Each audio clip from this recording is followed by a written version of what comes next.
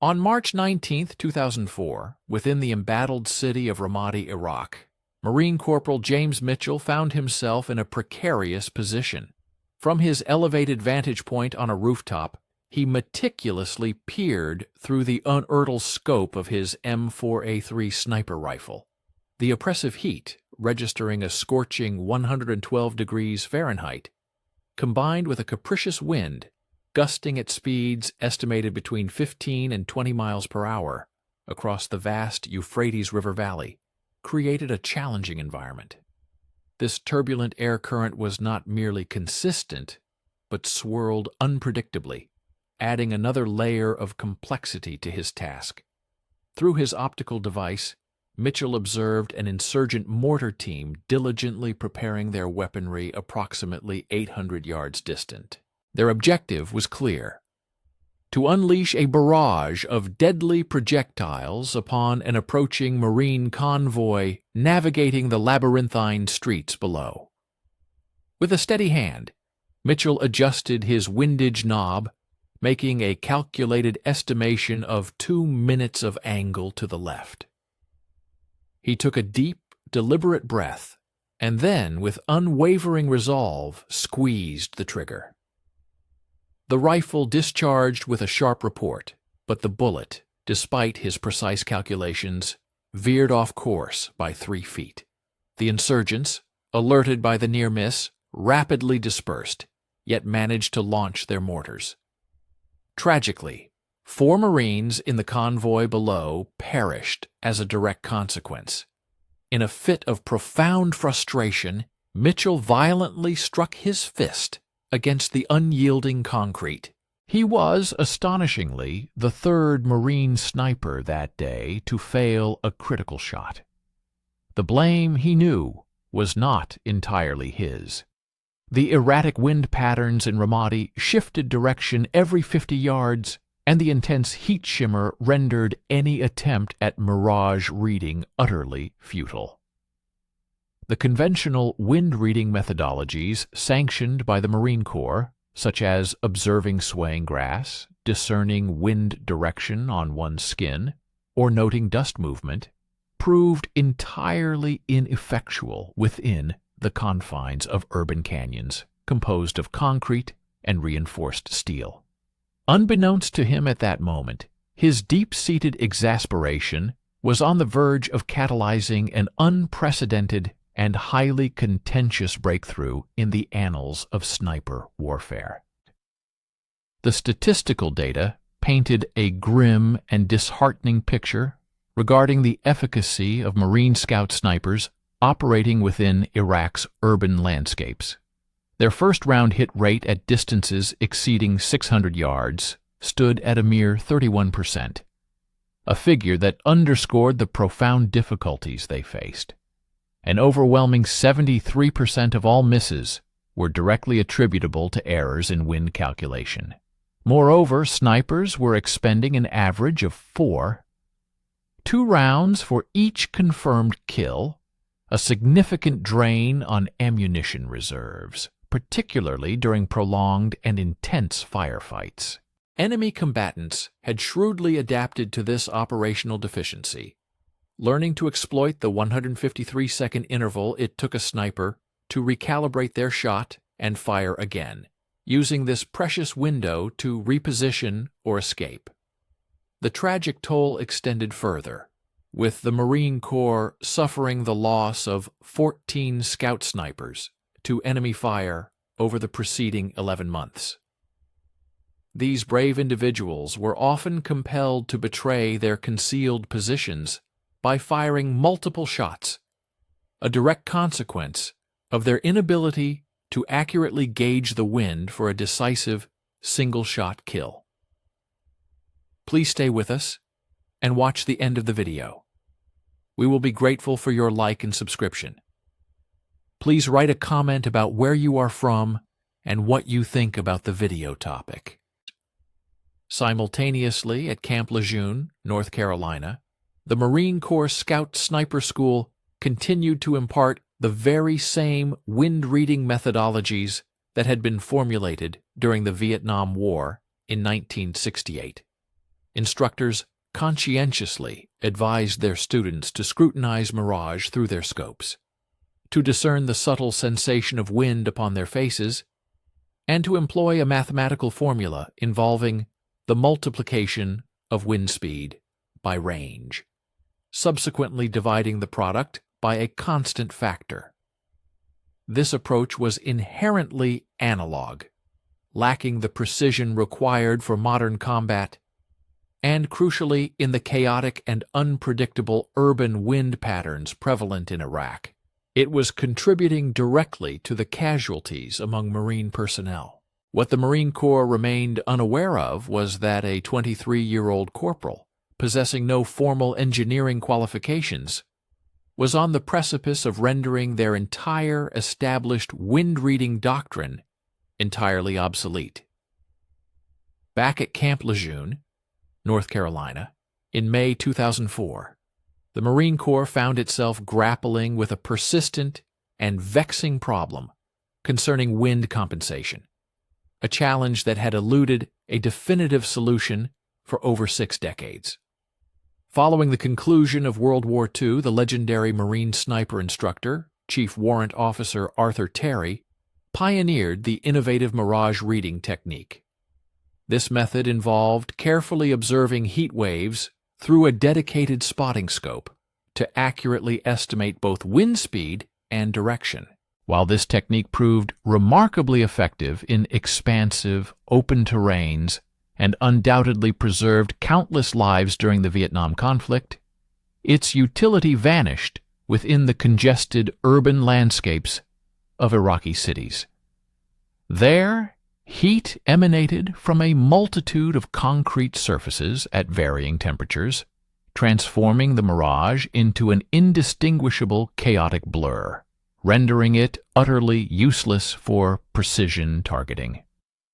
In 1977, the Marine Corps forged a collaborative partnership with Leupold Optics, culminating in the development of the mil-dot reticle.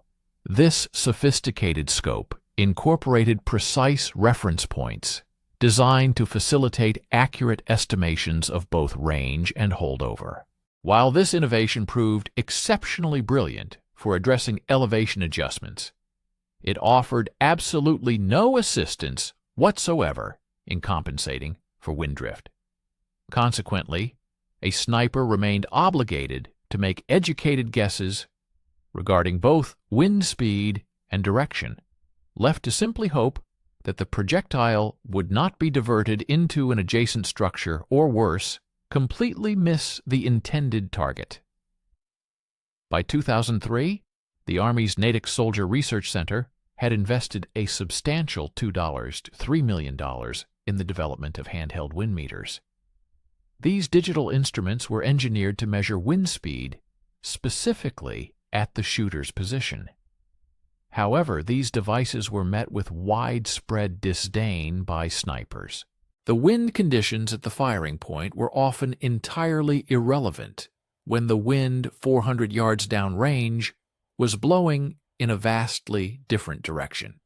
Furthermore, these devices were prohibitively expensive, costing $800 each, were notoriously fragile, and relied on batteries that frequently failed under the intense heat of the Iraqi environment. The prevailing expert consensus was unequivocally clear. There existed no practical solution for real-time wind reading within the complexities of urban combat scenarios.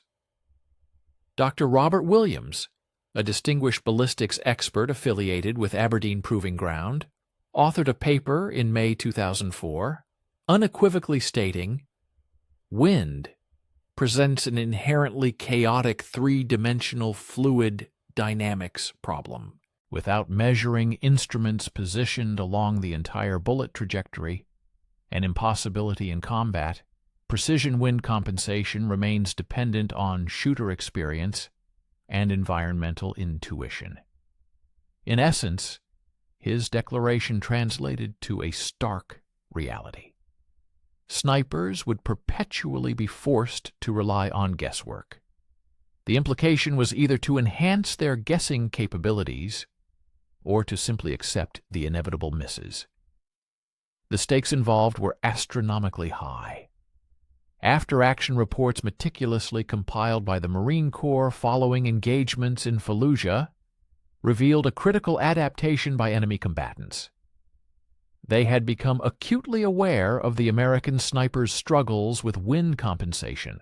Consequently, they began strategically timing their movements to coincide with the windiest periods of the day, particularly the late afternoon, when thermal currents generated highly unpredictable and swirling air patterns. They also shrewdly exploited the 15-second window following a sniper's initial missed shot, utilizing this brief interval to either escape or retaliate with their own fire. At Marine Corps Base Quantico, a 3-star general convened an urgent and critical meeting with the leadership of the Scout Sniper School. "We are training the most exceptional marksmen in the entire world," he declared with palpable intensity, "and they are failing to hit their targets because of wind. Rectify this problem. I am indifferent to the methodology employed." The school commandant, a seasoned colonel boasting 22 years of invaluable sniper experience, responded with unvarnished honesty. "Sir, we are simply incapable. We are imparting every shred of knowledge we possess. Wind reading is an intricate art, not a precise science. It demands years of dedicated mastery. These young men are deployed after a mere 16 weeks of training. There is no technological solution that can genuinely assist them." The general, in a display of profound frustration, slammed his hand upon the table. "Then our Marines will continue to perish. This is entirely unacceptable." The commandant continued, emphasizing the profound challenges. "However, there is no viable solution. The underlying physics are simply too intricate. Real-time wind measurement across an 800-yard expanse of urban terrain would necessitate dozens of sophisticated sensors, seamless wireless communication capabilities, substantial portable computing power, and highly advanced algorithms that simply do not currently exist. Such technology is decades away, if it is even remotely feasible." In response to this seemingly insurmountable challenge, the Marine Corps reverted to its customary approach: intensify training, extend the duration of instruction, and demand even greater proficiency from its snipers. In May 2004, the Scout Sniper School significantly augmented its wind-reading curriculum, increasing it from 12 hours to an exhaustive 24 hours. Instructors relentlessly drilled students on mirage recognition until their eyes burned with fatigue.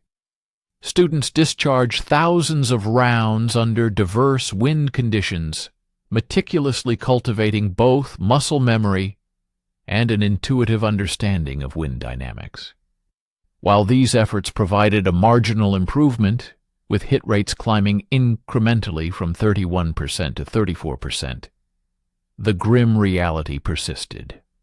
4 additional Marines tragically lost their lives due to missed sniper shots in June.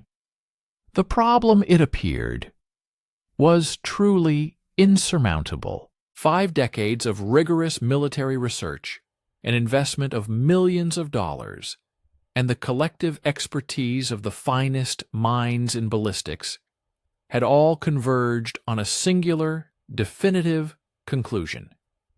It was simply impossible to reliably read wind in the unpredictable environment of urban combat.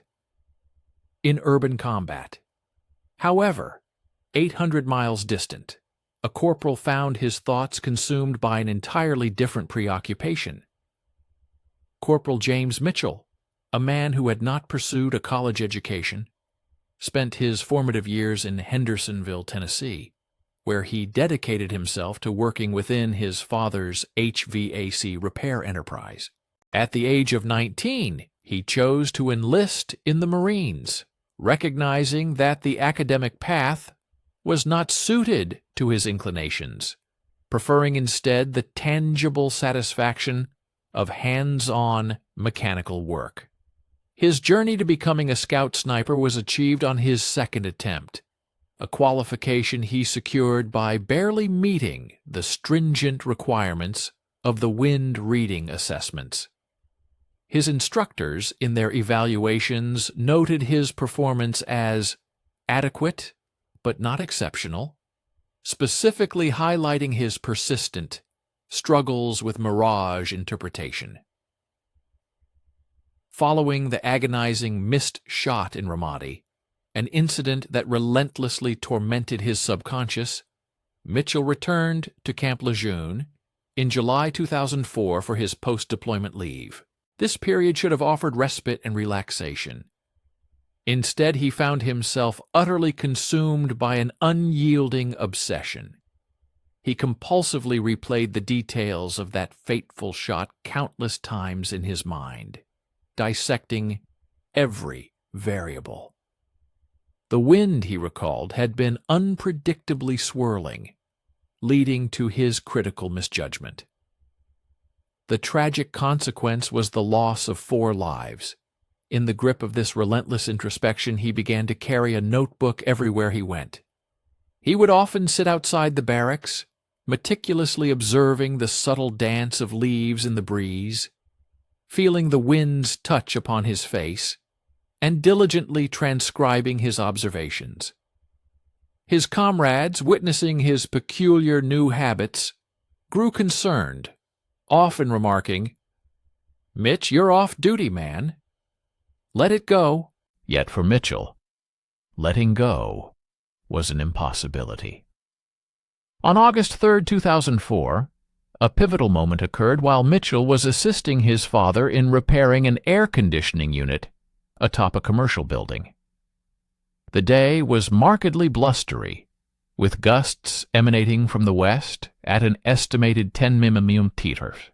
His father, a seasoned professional, deployed a handheld anemometer, a compact device with spinning cups designed to gauge airflow, to measure the air currents near the HVAC exhaust.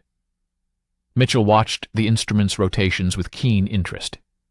His gaze then drifted across the expansive rooftop to another HVAC unit situated approximately 50 yards away, noting that its exhaust was expelling air in a distinctly different trajectory.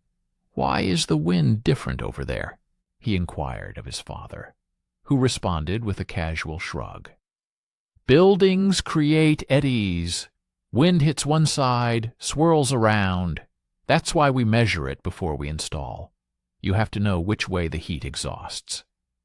Mitchell stared intently at the 2 HVAC units, the stark reality of divergent wind directions over such a short distance, 50 yards, resonating deeply.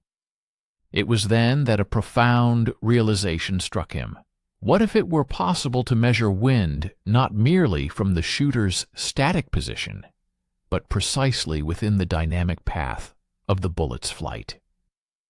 Stay with us and watch the end of the video. We will be grateful for your like and subscription. Write a comment about where you are from and what you think about the video topic. Initially, this nascent concept appeared utterly preposterous. The logistical requirement of deploying sensors downrange, perhaps 800 yards deep into hostile territory, was, by any practical standard, an insurmountable obstacle.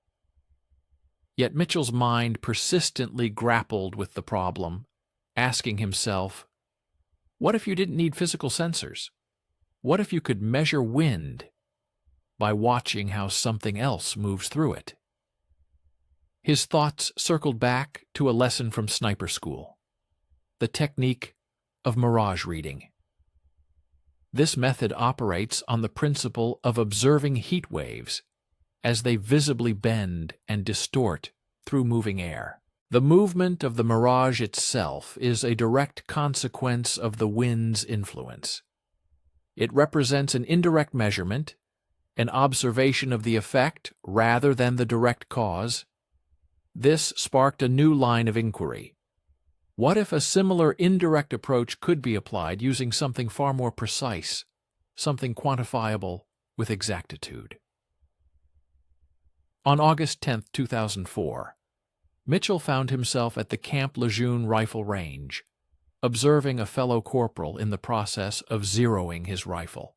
As the corporal discharged 3 shots, Mitchell keenly noticed the bullet's vapor trails, faint, ephemeral gray lines of condensation momentarily etched into the humid North Carolina atmosphere, curving ever so slightly to the left. A clear indication of wind push. The vapor trail, he realized, was providing an exact visual representation of how the wind was impacting the projectile's trajectory. His pulse quickened with excitement. Vapor trails, however, were fleeting, lasting only a second. But what if, he mused, one could track them, measure their drift, and leverage this information to calculate wind effects in real time? That very night, Mitchell began to fill his notebook with sketches. His burgeoning idea was crude, perhaps even bordering on the outlandish, but it stubbornly refused to recede from his thoughts. Lacking access to a sophisticated laboratory, Mitchell's resources were humble: a garage, a laptop, and $340 of his own personal funds. Throughout August 2004, Mitchell embarked on a series of rudimentary experiments. He acquired a used digital camcorder from a pawn shop for $85, purchased a cheap laser pointer for $12, and downloaded free video editing software. His initial plan, though seemingly straightforward, proved to be overly simplistic. The 4 steps involved: mounting a camera adjacent to the sniper scope, filming the bullet's vapor trail, meticulously measuring the trail's deviation from the point of aim, and finally utilizing that drift to compute the wind speed between the shooter and the target. While theoretically brilliant on paper, its practical application was, in reality, a succession of disasters. His inaugural test, conducted on August 19, 2004, at the Camp Lejeune range during off hours, involved duct taping the camcorder to his M40A3 rifle. Upon firing, the violent recoil violently dislodged the camera, sending it hurtling into the dirt, where it shattered. The $85 investment was instantly lost. Undeterred, Mitchell uttered a frustrated curse, acquired another camera, and attempted a second test. This time, he enveloped the camera in foam and secured it with zip ties instead of duct tape. The camera remained attached after the shot, but the resulting footage was utterly useless. The camera's autofocus mechanism proved incapable of tracking a bullet, traveling at an astonishing 2,800 feet per second. The vapor trail, when it appeared, lasted for a mere 3 seconds, rendering it an indistinct blur across the frame. For his third test, Mitchell manually adjusted the camera's focus to infinity. This yielded a marginally improved result, yet the vapor trail remained so indistinct that it was barely discernible. He clearly needed to enhance the contrast. September 2, 2004, marked a turning point. Mitchell conceived a brilliant, yet simple idea. He made a trip to Home Depot and purchased a sheet of black poster board for a mere $3. He then strategically positioned it downrange at 100 yards, serving as a high-contrast backdrop. Upon firing and subsequently reviewing the footage, the results were astonishing. There it was, the vapor trail, now strikingly crisp and undeniably visible against the dark background, clearly curving 3 inches to the left in the fleeting half-second before its dissipation. Mitchell meticulously rewound the footage, rewatched it, and used a ruler against the screen to precisely measure the curve. 3 inches at 100 yards. Armed with the known ballistic coefficient of his 308 federal gold medal match ammunition, he could reverse calculate the wind. The computation indicated a wind speed of approximately 12 millimeters blowing from left to right. He then cross-referenced his calculation with the range's wind flag, which registered 11 millimeters. "Holy expletive, it works!" he exclaimed, his hands trembling as he rapidly jotted down notes. The prototype was undeniably crude, verging on the ridiculous. He was literally holding a camcorder against a rifle, filming each shot, and then post-analyzing the footage to determine wind. It was a slow, clunky process, but the fundamental concept was undeniably sound. By September 15, 2004, Mitchell felt confident enough to demonstrate his burgeoning setup to his spotter, Lance Corporal Danny Ortega. Ortega observed with keen interest as Mitchell filmed a shot, measured the vapor trail's drift, and subsequently calculated the wind. "Dude," Ortega remarked slowly, his voice a mixture of awe and caution, "that's expletive brilliant, but also that's got to be against some regulation. You're modifying a weapon system without authorization. You could get NJP, non-judicial punishment, military discipline." Mitchell, acknowledging the truth in Ortega's words, simply nodded. "Yeah, probably." "Are you going to stop?" Ortega pressed. Mitchell, his gaze fixed on his notebook filled with meticulous calculations and intricate sketches, responded with resolute determination. "No," he declared. "I'm going to make this work. Then I'm going to show command." Ortega, a wide grin spreading across his face, replied, "That is insane. I'm in." The narrative opens with an exclamation, "Insane, I'm in," setting an immediate tone of daring and commitment. In September of 2004, within the rigorous environment of Camp Lejeune's Scout Sniper Platoon, an ambitious Corporal Mitchell sought an audience with his commanding officer, Captain Richard Voss. Mitchell arrived prepared, carrying his personal laptop, a meticulously filled notebook, and a rather rudimentary duct-taped camera prototype, tangible evidence of his unconventional endeavor. He presented his groundbreaking concept. "Sir, I've developed a method to measure wind downrange using bullet vapor trails. I'd like permission to test it formally." Captain Voss absorbed the detailed presentation, observing the camcorder footage, reviewing the intricate calculations, before settling back into his chair with a discernible sigh. His response, while acknowledging Mitchell's drive, was rooted in the established military hierarchy and conventional wisdom. "Corporal, I appreciate your initiative, but this is, how do I put this, not how innovation works in the Marine Corps. You're a 23-year-old E4 with a high school diploma. We have PhDs at Quantico working on sniper technology. We have contractors at Aberdeen Proving Ground with million-dollar budgets. And you think you've solved wind reading with an $85 camera from a pawn shop." Undeterred by his commander's initial dismissal, Mitchell firmly reiterated, "Sir, the concept is sound." Captain Voss, however, immediately countered with pragmatic concerns. He highlighted the limitations of the preliminary data, noting, "The data is from a 100-yard range with perfect conditions. Combat is not perfect." He further raised the significant bureaucratic hurdles, emphasizing that even if the system proved functional, which he doubted, Mitchell's unauthorized modification of a weapon system constituted a paperwork nightmare. Voss elaborated on the sheer volume of administrative tasks required to formally introduce such an unsanctioned innovation into the chain of command.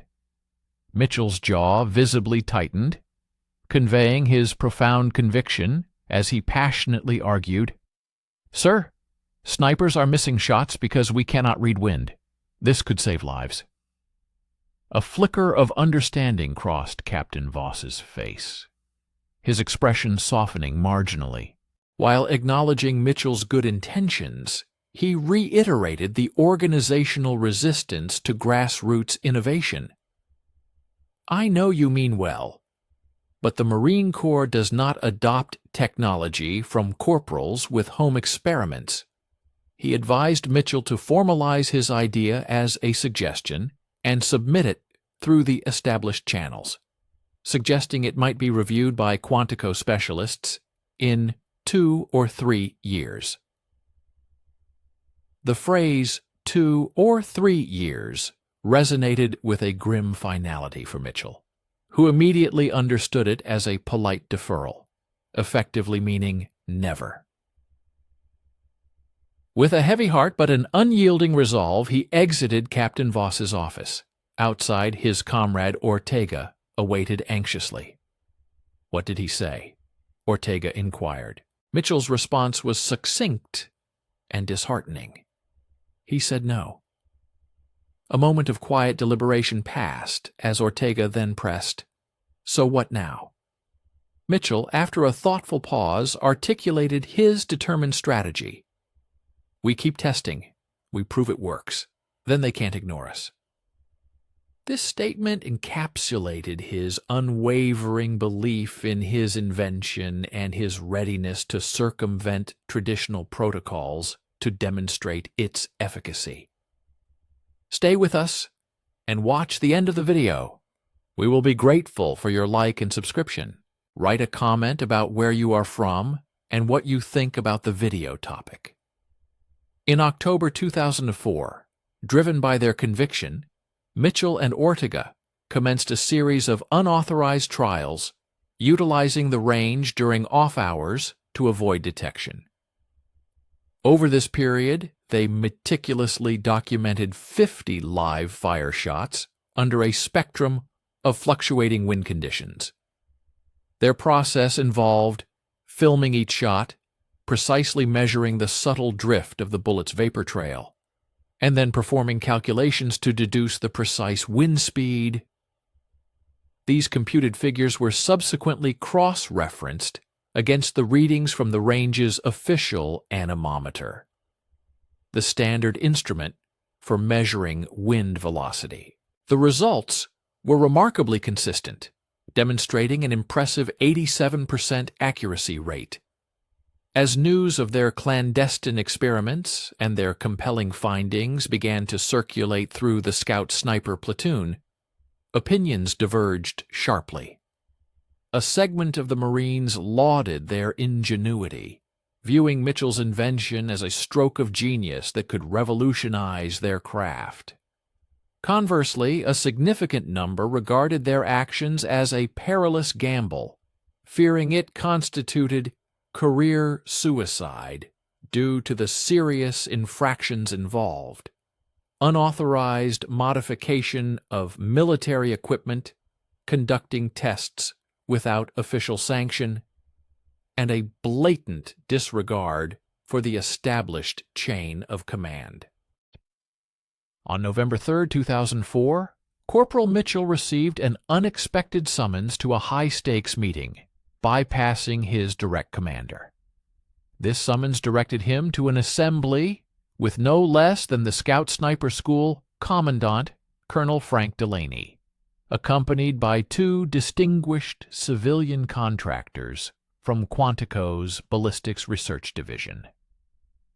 As Mitchell entered the conference room, he faced a formidable panel of 6 individuals seated around a table. Among them, he immediately recognized Dr. Robert Williams, a renowned ballistics expert from Aberdeen, infamous for authoring a published paper that definitively stated real-time wind reading was an impossibility.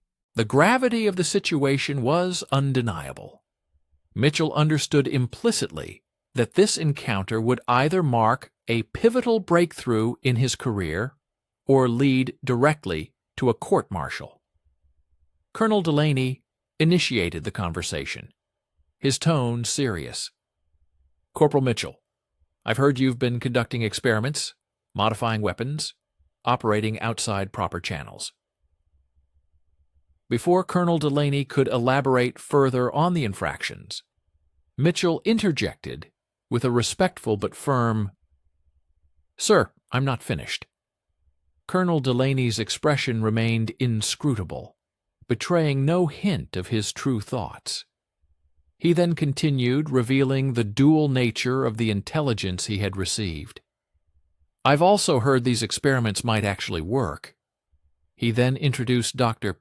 Williams, underscoring the expert's profound doubt. Dr. Williams here is skeptical, very skeptical. To resolve this uncertainty, Colonel Delaney explained his decision to bring the esteemed expert from Maryland specifically to observe a live demonstration. He laid out the stark terms of engagement. "If your idea has merit, we'll talk. If it's expletive, you'll face disciplinary action for wasting everyone's time and violating about 12 regulations. Clear." Mitchell, understanding the immense pressure and the high stakes involved, responded with unwavering conviction, "Crystal, sir." Just 2 days later, on November 5, 2004, the critical demonstration unfolded at the Camp Lejeune rifle range. Mitchell meticulously prepared his prototype, which had undergone a minor refinement, now featuring a more stable and effective camera mount. The atmospheric conditions were, by a strange twist of fate, ideal for a rigorous test, but presented a formidable challenge for shooting accuracy. The wind was gusting intensely at 15 mph, its direction highly variable. Dr. Williams observed the preparations with a skeptical demeanor, his arms crossed over his chest. He directly challenged Mitchell, stating, "Corporal, I've spent 20 years studying ballistics. Real-time wind measurement across distance requires sensor arrays, telemetry, computational fluid dynamics. You're telling me a camcorder can do that?" Mitchell, maintaining his composure, clarified his methodology. "Not exactly, sir. I'm measuring the effect of wind on the bullet. The vapor trail shows drift. I calculate backward." Dr. Williams probed further, questioning the inherent accuracy of such a method. "That's indirect measurement. Erroneous." Mitchell conceded the point, but emphasized the practical advantage. "Yes, sir, but better than guessing." With the stage set, Mitchell executed a shot, meticulously filming it. He then immediately reviewed the footage on his laptop, precisely measuring the vapor trail's drift and calculating the wind speed, arriving at a figure of 14. 7 miresh, indicating a quartering wind from the right. He then proceeded to the range's official weather station, where the anemometer displayed 15, tuki blowing from right to left. Dr. Williams, visibly intrigued, fixated on the comparative numbers. "Again," he commanded.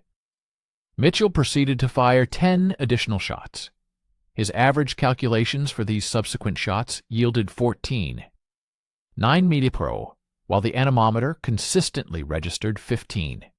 To Maikur, the remarkable margin of error, a mere 2%, was presented. At this undeniable proof of concept, the atmosphere in the room, previously thick with skepticism, erupted in a flurry of astonished reactions. Amidst the sudden outburst of reactions, one of the Quantico contractors voiced immediate concern, declaring, "This violates every protocol." However, Dr. Williams, now visibly swayed by the empirical evidence, swiftly interjected, overriding the objection with a concise and impactful statement. "It also works." Colonel Delaney then rose to his feet, directing his gaze squarely at Mitchell. He acknowledged the unconventional and rule-bending path Mitchell had taken, stating, "Corporal, you've broken about 15 rules getting here, but this has potential." The Commandant then delivered the pivotal decision. "I'm authorizing formal testing. We're taking this to Quantico."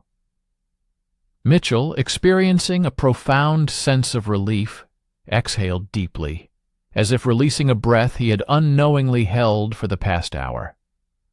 "Thank you, sir," he responded, his voice laden with gratitude. By January 2005, the innovation had officially moved to Marine Corps Base Quantico, Virginia, where the Marine Corps Warfighting Lab assumed control of Mitchell's promising prototype. True to military fashion, the lab proceeded to refine and enhance the system, effectively over-engineering it. Mitchell's original camcorder was replaced with a state-of-the-art, high-speed ballistic camera, boasting the capability to capture an astounding 1,000 frames per second. Concurrently, specialized proprietary software was developed to autonomously track the ephemeral vapor trails and precisely calculate bullet drift. Furthermore, the system was seamlessly integrated with a sophisticated laser rangefinder and a ballistic computer, creating a comprehensive analytical tool. By March 2005, these extensive modifications culminated in a fully functional prototype, officially designated the VT-1 Vapor Trail Wind Compensation System. This advanced device was designed to be mounted onto an M4A3 rifle, with a total operational weight of 14 lbs, encompassing the sophisticated camera module and its associated processing unit. Power was supplied by durable lithium batteries, providing an impressive operational duration of 6 hours. Formalized testing commenced on April 12, 2005, at the dedicated Weapons Training Battalion range within Quantico. A select group of 12 Marine Scout snipers, representing a diverse spectrum of ranks from corporals to seasoned gunnery sergeants, participated in the rigorous evaluation. Over a period of 3 intensive days, these snipers collectively discharged 600 rounds under a meticulously controlled array of wind conditions, including periods of calm, steady breezes, powerful gusts, and unpredictable swirling patterns. The experimental design ensured a direct comparison.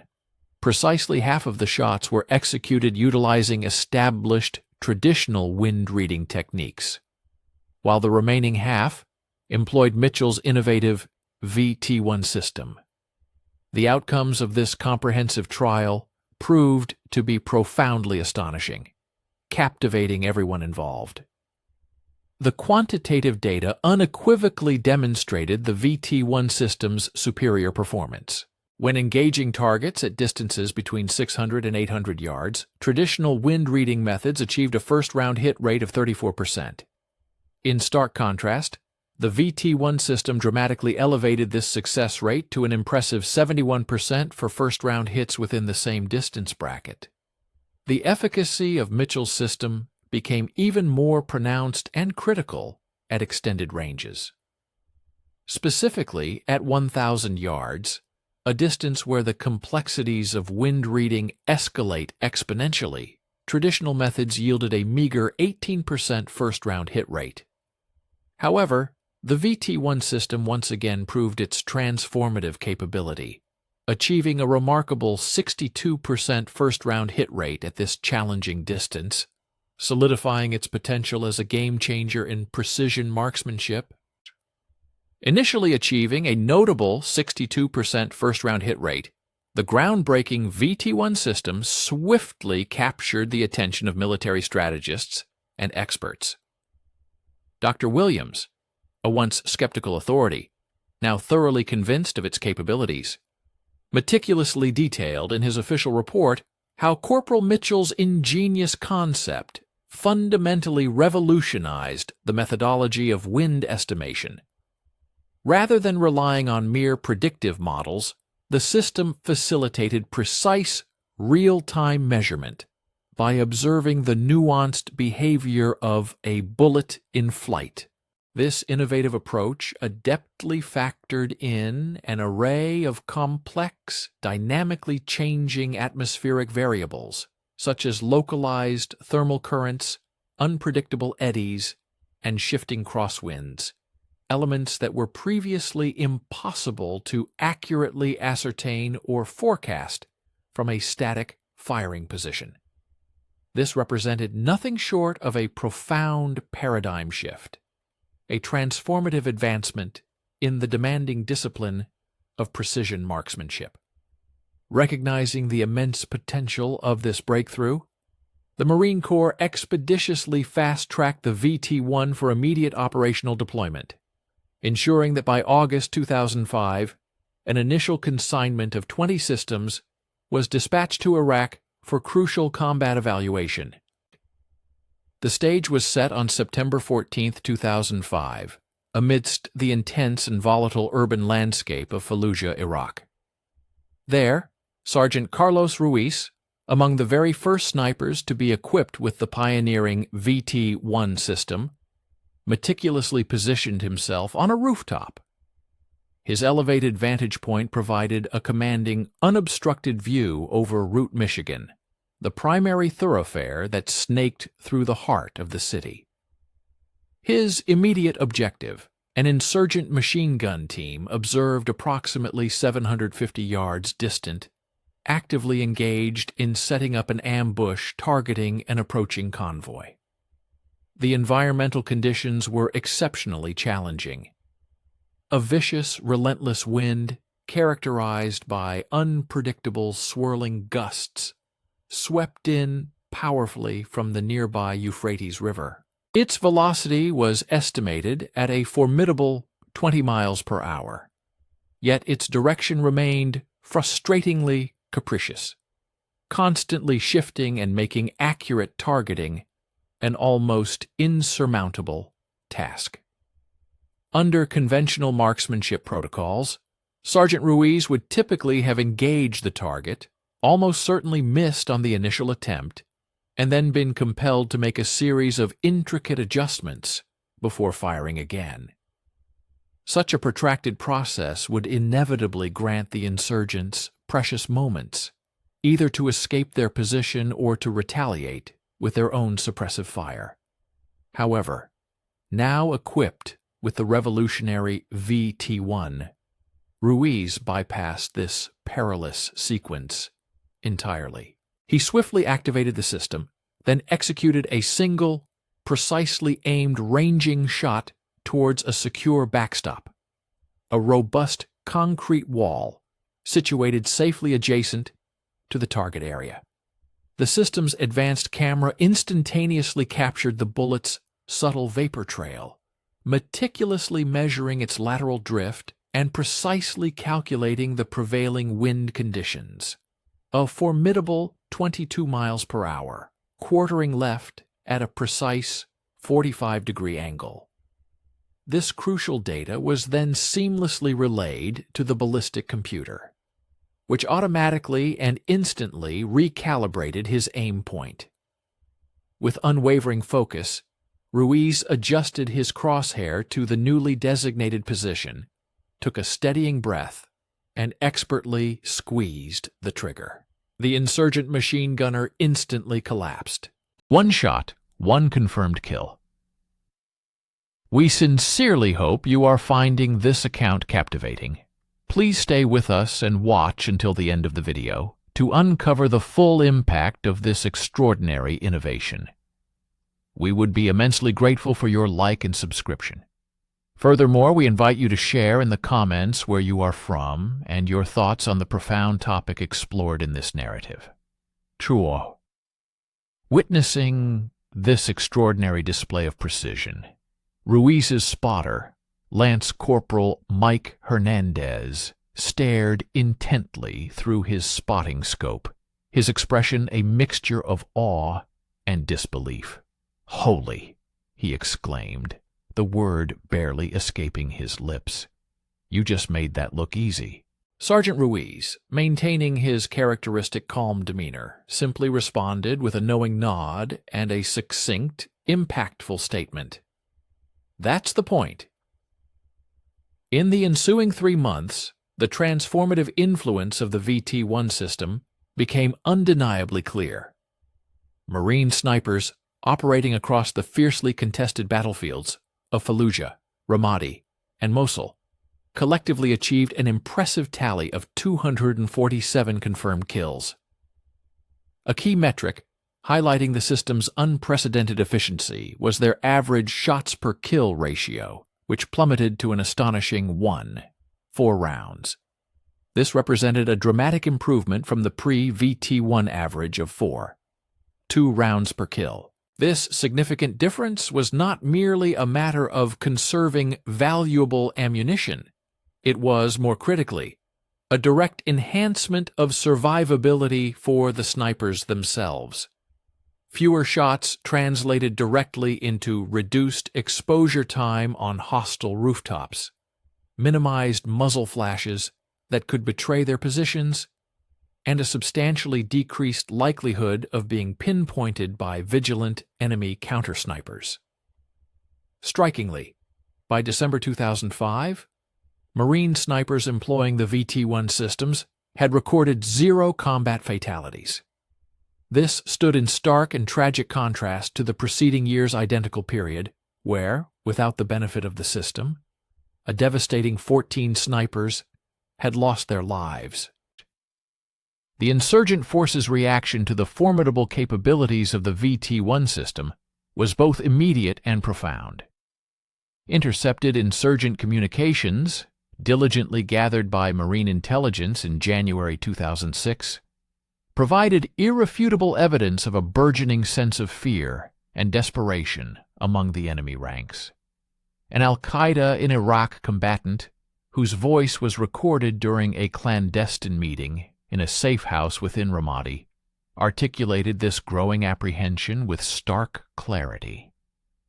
The American snipers have changed. Before, if you move fast, you could escape after their first shot. Now the first shot kills every time. They have new magic. We cannot fight their snipers anymore. This candid admission underscored a fundamental shift in the tactical landscape from the enemy's perspective. Further corroborating this deep-seated fear was a chilling letter discovered on the body of a killed insurgent commander, dated February 2006. The directive contained within was unequivocal and imperative. Do not engage American sniper positions. They do not miss. Move only at night or in dust storms when their vision is obscured. This written order served as a testament to the VT-1 system's psychological impact, demonstrating that the enemy now regarded the precision and lethality of Marine snipers as an almost supernatural force, capable of unerring accuracy under nearly all conditions. Indeed, the VT-1 system accomplished something that bullets alone, no matter how accurate, could not. It cultivated a pervasive psychological deterrent. The tangible fear instilled by the system prompted insurgents to drastically alter their operational patterns. They ceased all movement during daylight hours, effectively ceding control of the daytime streets. Moreover, they began to abandon their fortified positions entirely whenever they harbored even the slightest suspicion of a Marine sniper's presence. As a direct consequence of this profound shift in enemy behavior, entire neighborhoods, once hotbeds of insurgent activity, became noticeably safer and more stable, simply because the adversary was gripped by an overwhelming apprehension of engaging with these newly formidable precision marksmen. In March 2006, a significant event unfolded at Camp Lejeune, as Corporal Mitchell, now deservedly promoted to Sergeant Mitchell in recognition of his meritorious contributions, returned to the esteemed Scout Sniper School.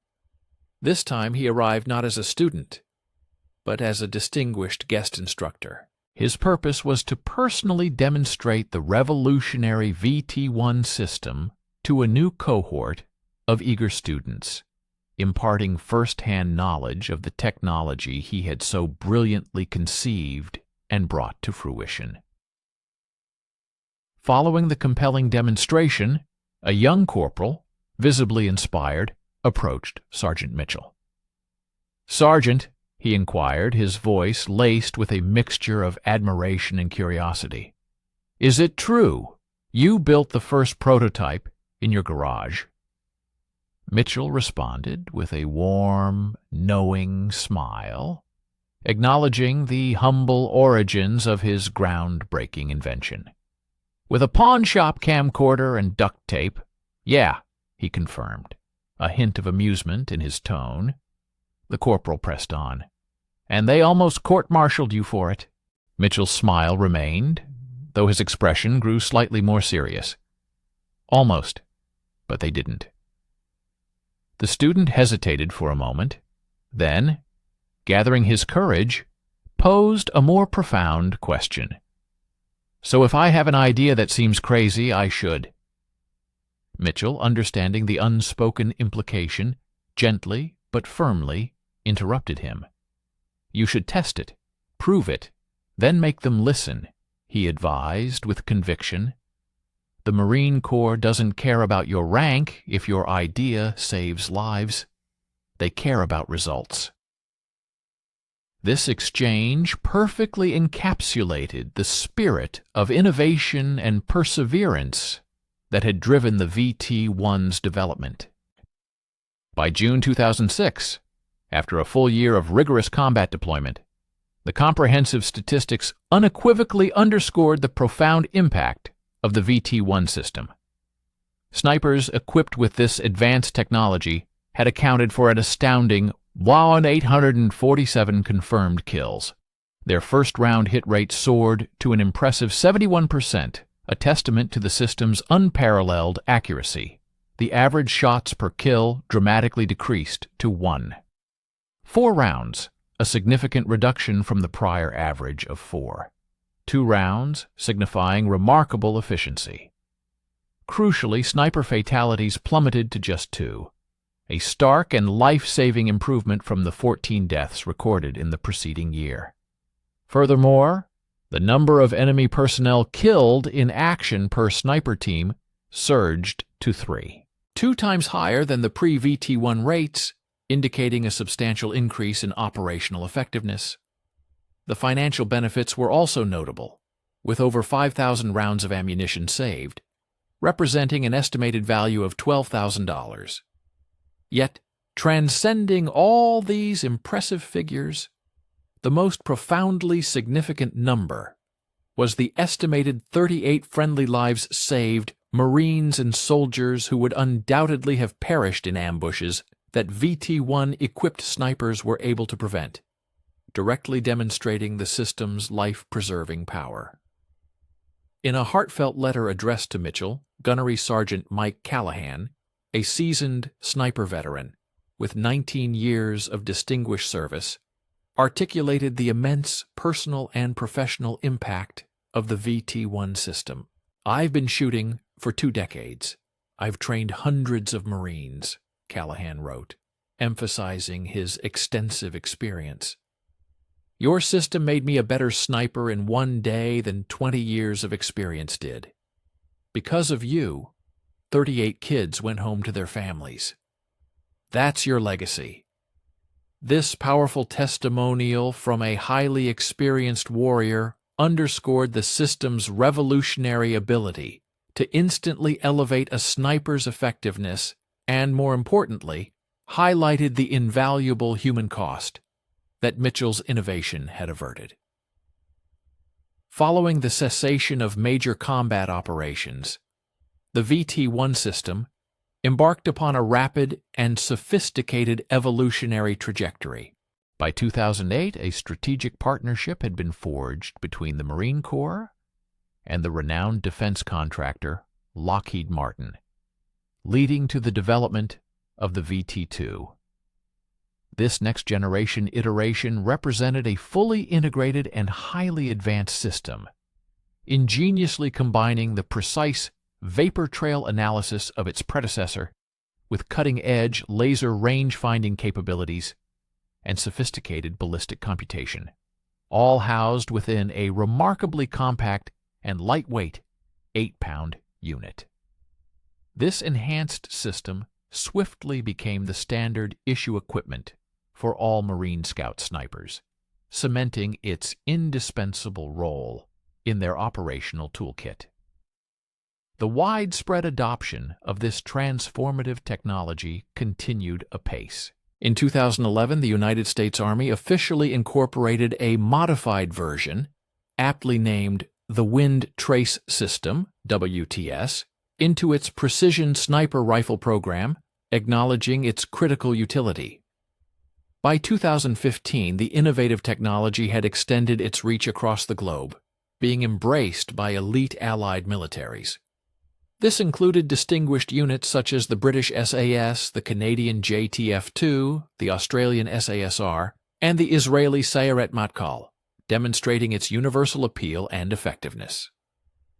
The foundational concept, the real-time measurement of wind effects rather than mere prediction, became the bedrock upon which all modern sniper ballistic computers were subsequently built. While today's sophisticated systems boast advanced optics, rely on AI-assisted image recognition, and integrate seamlessly with cloud-connected weather data, their lineage indisputably traces back to the ingenious Corporal armed with a simple camcorder in 2004. By the year 2020, the global deployment of the VT series systems had reached an impressive scale, with over 14,000 units fielded worldwide. Manufacturers conservatively estimate that this crucial technology has been employed in more than 50,000 combat engagements across a multitude of theaters, including Iraq, Afghanistan, Syria, and various other classified operations conducted globally. These figures underscore the pervasive and enduring impact of Mitchell's invention on modern warfare. The humble hero at the heart of this technological revolution, James Mitchell, concluded his distinguished service with the Marine Corps in 2009, having attained the rank of Staff Sergeant. Following his departure, he was presented with numerous highly lucrative opportunities from prominent defense contractors. Lockheed Martin, for instance, extended an offer of $180,000 annually for him to serve as a consultant on the ongoing development of the VT-2 system. Yet, in a testament to his character and priorities, Mitchell respectfully declined these enticing propositions. Instead, he chose a path far removed from the high-stakes world of military technology, returning to his home state of Tennessee to assume control of his father's established HVAC business, embracing a quieter, more grounded life. Mitchell eventually found himself back in Tennessee, where he seamlessly transitioned into managing his father's established HVAC business. This new chapter in his life marked a significant shift from his military service, yet it provided a stable and fulfilling existence away from the battlefield. Years later, specifically in 2013, a persistent journalist sought him out, eager to chronicle the remarkable achievements of the VT system. Mitchell, however, appeared visibly ill at ease with the sudden spotlight and the notion of personal commendation. He humbly asserted, "My contribution wasn't an act of invention. Rather, it was a methodical observation of projectile trajectories coupled with precise mathematical computations." He further emphasized that the true valor lay with the countless Marines who now deploy that system in the field, enduring arduous conditions. "They are the real heroes," he insisted. "I merely provided them with a functional instrument." The inquiring reporter then probed whether Mitchell harbored any remorse about his departure from the Marine Corps, suggesting he might have forfeited potential recognition and various honors. Mitchell unequivocally dismissed the idea with a shake of his head. He calmly articulated his perspective. "My sole objective upon enlisting was to ensure the survival of my fellow Marines and facilitate the successful execution of their assignments. That mission has been accomplished." He then reflected on his current profession, stating, "Presently, my days are spent repairing air conditioning units. It is, by all accounts, a fulfilling existence." Intriguingly, he maintains a tangible link to his past endeavors. His initial notebook, from August 2004, meticulously filled with intricate diagrams and mathematical equations, remains tucked away in a private drawer within his residence, a personal memento he refrains from sharing with anyone. Please stay with us and watch the end of the video. We will be grateful for your like and subscription. Let us know in the comments where you are from and what you think about the video topic. The enduring message derived from Mitchell's experience is profound. In 2018, the esteemed Marine Corps Warfighting Lab formally documented his ingenuity in a compelling case study aptly titled "Innovation from the Bottom Up, the VT-1 Story." This significant publication has since been incorporated as mandatory coursework for aspiring leaders at Officer Candidate School and for seasoned professionals at the staff NCO Academy, underscoring its pivotal lessons. The study's concluding remarks offer a powerful insight. Corporal Mitchell achieved success in an area where even highly credentialed PhDs had faltered, not due to superior intellect, but because of his unwavering resolve to reject the notion of impossible.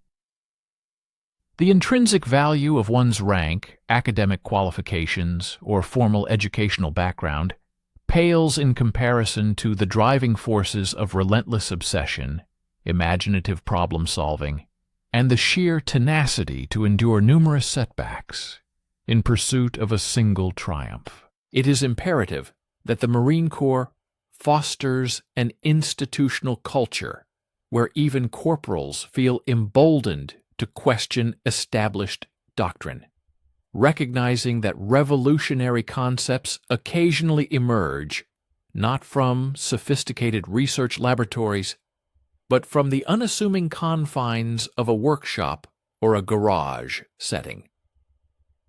A tangible testament to Mitchell's lasting impact is a heartfelt letter penned by Sergeant Mike Callahan in 2006. This poignant correspondence holds a place of honor, prominently displayed within the hallowed halls of the Scout Sniper School at Quantico. The letter's powerful final sentiment encapsulates the profound gratitude and recognition of Mitchell's contribution. "Because of you, we returned home.